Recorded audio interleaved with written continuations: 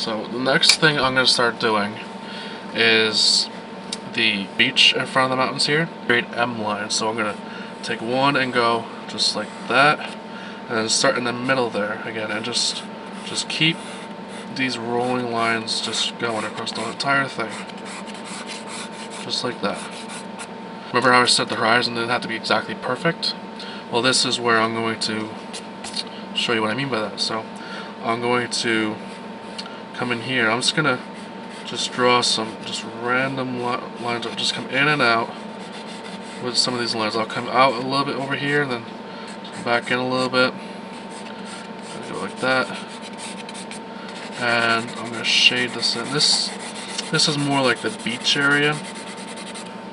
All I'm going to do for these trees is I'm going to start in the middle here and just go up and down. Just go up, just like this.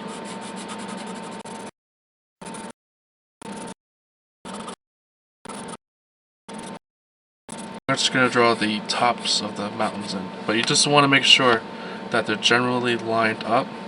So that line I went over a little too far, so I'm going to come over here, come back in, and start curving it. And you just want to make sure that the tips are accurate.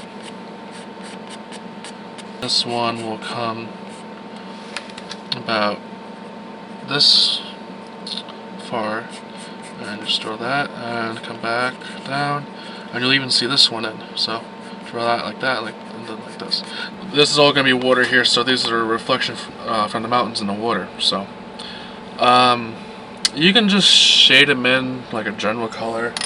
In this drawing, I actually put a little bit of detail in the water, but you can, but you don't have to. It'll look better if you do the detail, but it's kind of difficult to draw upside down sometimes. But you don't have to, but it looks better if you do. But I'm going to do it a little bit, like just to show you how to generally do it. But you're basically working a mirror image. Like if you want to, you can actually flip the drawing upside down and just do a little bit here. So you can. So you want, like if you're going this way, you want, like you don't have to follow exactly. But since this line only goes about this far, you're only going to be going about like that maybe. This one goes nothing too much. And this one just comes down and starts to move over a bit. You have to get too exact when you do the reflections, because you're not going to really see it too much when you start working the water detail in there. But that's generally how you can do it. And then again, you want to make sure that you shade a little darker on the side that it's supposed to be darker on, which is the left side over here. You can shade that in. I'm still using my hard pencil. I'm working it in pretty hard just to give it a little bit, get the dark colors in. I can work it out with the blender. So that's what I'm gonna do a little bit here. And then for this side, it's still shaded in a bit, but it's much lighter in color.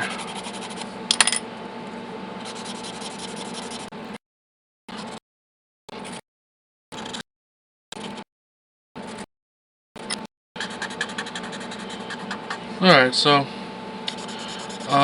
just blending it a little bit here. And I gotta tell you, these blending sticks, for how cheap they are in any store you go, just how much better they make your artwork look is just, you can't put a price on that, you know? It's just, it's priced so good, and the work it does, it's just outstanding. Alright, so I think I'm gonna start on the water a bit here. Get that out of the way. So I think I'm just gonna use some of my powdered charcoal again. Yeah. So it's nothing too dark, because we want to. I didn't put clouds in this drawing. I don't know why, I just didn't. I guess I'm getting a little lazy. But I'm kind of making the water the same color as the sky. For this part, you're gonna need a hard pencil. If you're using regular pencils, I have a pencil set like this, you're going to want to use the hardest pencil you got. So, and this one is a 4H. It goes from 6B to 4H, but you're going to want to use a 4H. But if you're using charcoal, just hard is all you're going to get, which is an HB pencil. And I'm going to put in some highlights and you're also going to need an eraser for this part too. Probably one of these pink ones because it has the edge to it. And I'm going to be putting some detail into the water here. I'm first going to start off by using this pencil. And generally what I'll do is I'll just put in just quick line strokes. You don't want to press too hard. And for where the water is close, you want to keep the strokes close. Because when you're staying near the water's edge, you're going to see a lot more detail in the water than you are when it is far away. So as you get further and further away, you're going to spread out those lines and draw the lines over the mountains too. And then for the eraser, this is just to add light for the light that's hitting the water. It'll just help to bring it out a bit. So you just see how quick I'm going here? Just quick strokes, very, very quick. Alright, so that's like the basic order there. So I'm going to bring this up a little closer and so that the light isn't glaring on it.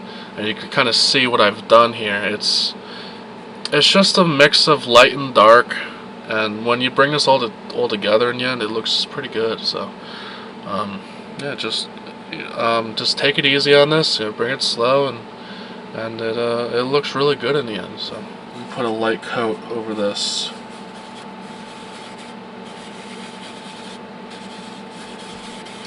And you want to make sure you do the water before this, because I'm going to be drawing some trees, like bigger trees. And I should have a tutorial up on how to do those trees in depth coming up. It should be up sometime soon.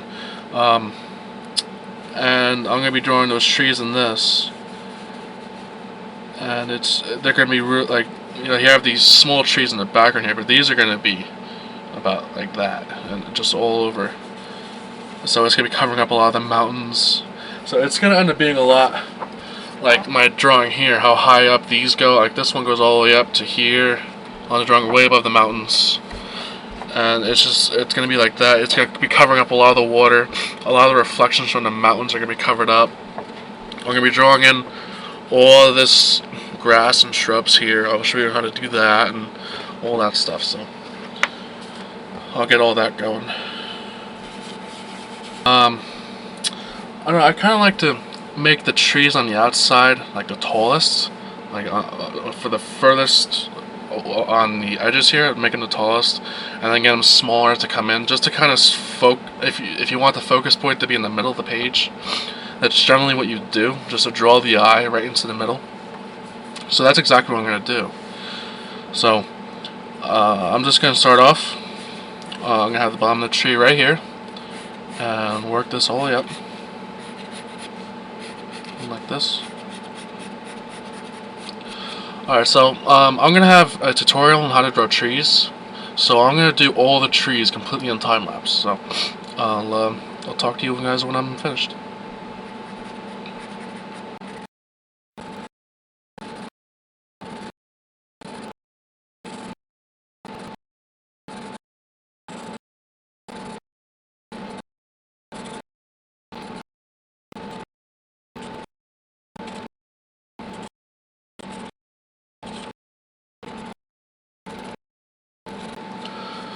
Alright, so I just finished off the one tree in time lapse. I'm already running out of time to edit this video, so it's already well over 20 minutes, so I'm going to have to edit all this out. But this is what I got so far on the first tree. And I worked this one pretty quick because I was running out of time on my camera, so I kind of rushed this one a little bit.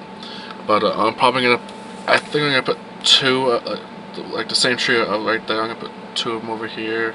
I'm going to put a little one here. But all of that, I'm going to have to put on to part 3 because this thing is, I was expecting to only do 2 parts, but because of all the detail I'm putting into this, it's taking me a long time. So, I'll get one up soon, so stay tuned.